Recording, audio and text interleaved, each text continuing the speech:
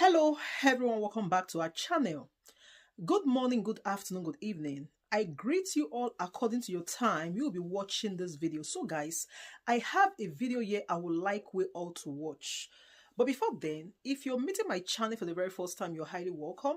Please do well to like, share and subscribe. Leave your thought about this video and let us know what you think about this video. So guys, let's watch the video together and see you towards the end. We'll take another story.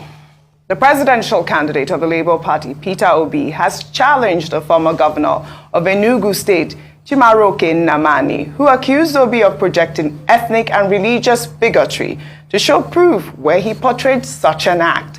Nnamani made the allegations in a series of tweets shortly after his defeat at the senatorial poll.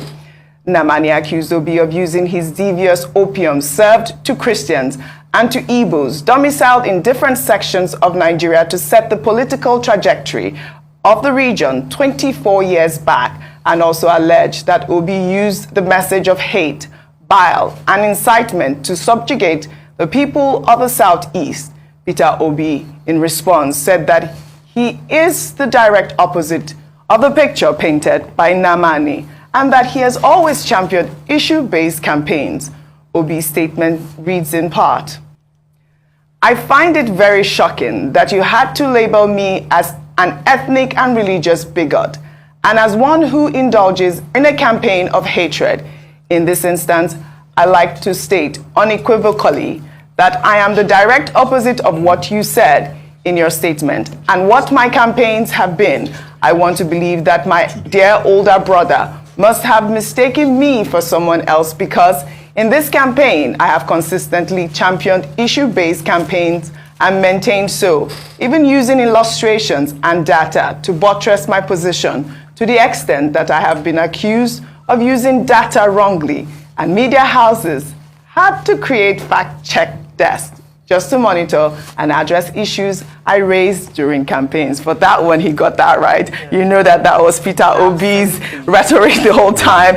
Go and verify. But I mean, I think that it is quite irresponsible for Mr. Chimaroke Nnamani to have put out that tweet. I don't know if we can pull up those tweets that he sent after he lost his senatorial seat. Ayo.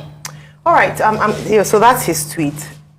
It's very easy for one to read the litany of tweets by Senator Chimaroke Nnamani as just rantings of a sore loser. It's easy to see it that way. Because, and I'm glad that Mr. Peter Obi responded to the series of tweets, because Senator Nnamani projects himself as a banner and a statesman and says that he's a leader, particularly from the Southeast. However, his statements or the things that he has said and his actions have not been statesmanly. When you make allegations or you say things that are heavy, like what he's accused Mr. Peter Obi of doing, it is important that you come with facts. And then, unfortunately, he came to, or he's speaking to someone who is a fact checker, so he verifies facts himself. One thing I have to say, for the records, is that one of the things that a number of observers praised Mr. Peter Obi's campaign for was his not using or attacking the person, but an issue-based campaign that he ran. People said, oh, you were going to places, you were going here and there, but we saw the opposition do even worse. And following that, I mean, Lagos State example is one. The Lagos State governor, after they had accused Mr. Peter Obi of going to churches, who then became a church greeter at the end of the day. These are examples that we see and we think, okay, you cannot accuse one man of doing something and then you go on and use the same strategy because it was not. But it's the people who are saying that it's not for people like you. Don't go home if you're not from this, if you're not going to, from this tribe, if you're not going to vote, are the real people that Senator Nnamani should be speaking to. And you made that point, really, because I'll take some reaction. Let me take just one from Sandra, who wrote, there's only one candidate that said, Emi Lokan, Yoruba Lokan, and topped it off with a same faith ticket. That candidate ran on entitlement, ethnicity, and religion with his full chest. That person is not Peter Gregory Obi. Well, this whole conversation is coming as the chief whip of the Senate T0UGHER Kalu on Tuesday said that it is his turn to become president of the Senate in the 10th National Assembly. While speaking with journalists, Kalu said that he is the highest-ranking senator from the Southeast and therefore deserves the position. If we practice true democracy, I should not be in contest with anybody in this position. Because apart from the Senate President himself, Deputy Senate President Mogege, the Senate Leader Gobe, I'm the highest ranking member of the Senate. The Nigerian people will pray for me to be Senate President because it is my turn. All right, Dr. Abati, really quickly on this story. Okay, two quick things here. First, Mr. Peter Obi, he seems to have mastered the art of issuing rebuttals without being offensive. I love it. Because if you look at that his statement in which he responded to Senator Chimaroke Nnamani, a former senator representing Enugu East, who lost in the recent election, he must have used the word "my brother," my elder brother, my dear brother, about 4 times. I knew you were going to pick on that, yeah. And after debunking all the allegations against him about being a religious and ethnic bigot, which he says he's not, and that he was preaching about character, competence, compassion, and that in any case, it wasn't only Igbos that voted for him, that non-Igbos voted for him everywhere, you know, where he took his message to. And he thought that Senator Chimaroke Nnamani may have mistaken him for someone else. You know, such very polite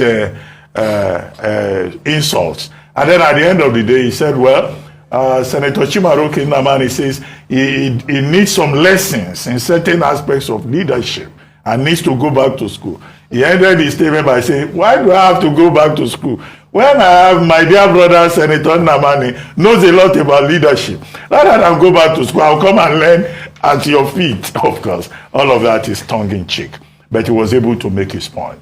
However, I think in this matter, you, Assad, must prove. If you want to push Mr. Peter Obi further, you will tell him, well, sue Senator Chimaroke Nnamani for defamation. Because he has made claims about you that you say are not true. He even called Peter Obi, he referred to him as Gringori.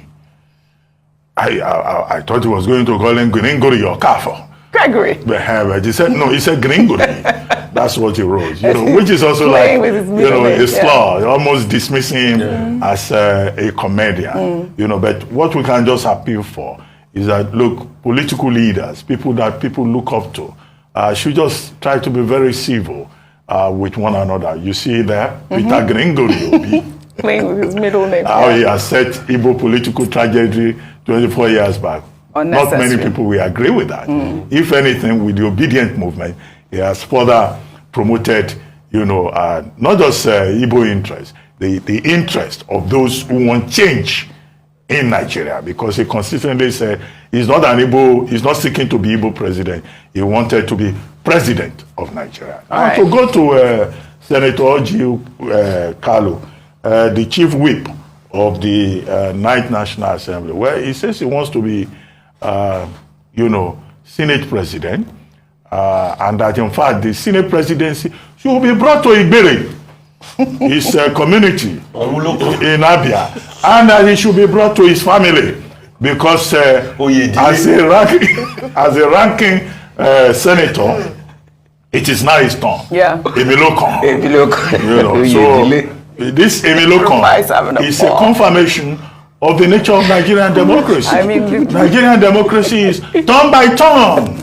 It's turn by turn. I hear now that, in fact, one developing scenario is that when people see a beautiful lady, they just call her and say, ah, my friend, you look good, Emilokon. It's my turn. Okay, doctor. So that is what you get, you know, but this turn by turn should not be the emphasis, particularly in political leadership, in public service. The emphasis should be on service, should be on capacity to deliver. But the APC has not yet zoned the offices. We are hoping that the leadership of the 10th National Assembly of Nigeria will be on the basis not just of political advantage, but on the basis of competence, of ability, of readiness to serve Nigeria. And that 10th National Assembly will not turn out to be another rubber stamp assembly. All right. We'll take another story. In the wake of the rhetoric from... So guys, thank you so much for watching. How would I see the video? Wait till I think about this video. Make it a leave in a thought for the comment section. I will see you in my next one. From me to you all, I say bye for now.